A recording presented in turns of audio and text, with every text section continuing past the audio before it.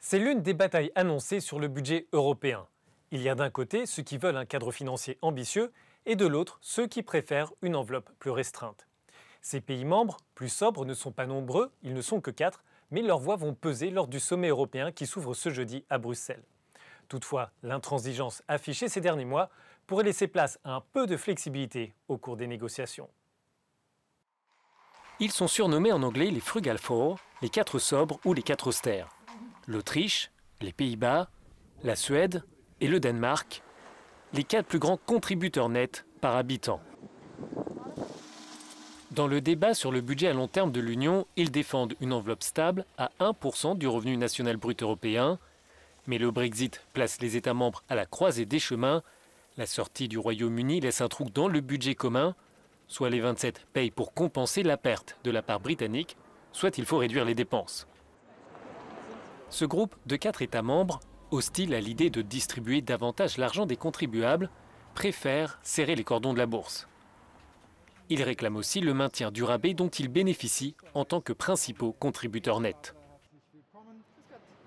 Le rabais est une précondition absolue pour l'Autriche.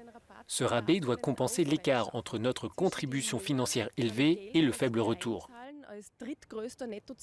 L'Autriche est devenue le 3e plus grand contributeur net. Il faut essayer de réduire cet écart. C'est pourquoi nous demandons un rabais substantiel pour l'Autriche.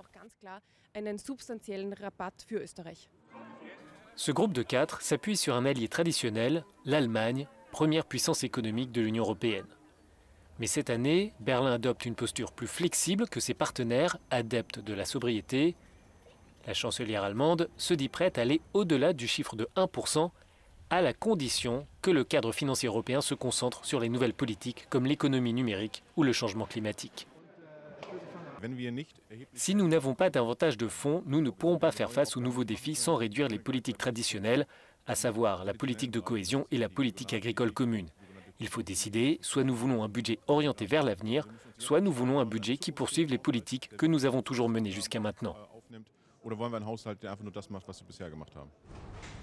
L'une des questions est de savoir jusqu'à quel point l'Allemagne est prête à payer pour le numérique et l'environnement. Cet inconnu fait partie des cartes à la disposition de la chancelière allemande. Les arguments d'Angela Merkel semblent avoir fait écho auprès de ce groupe de 4. L'Autriche se dit prête à faire preuve de flexibilité.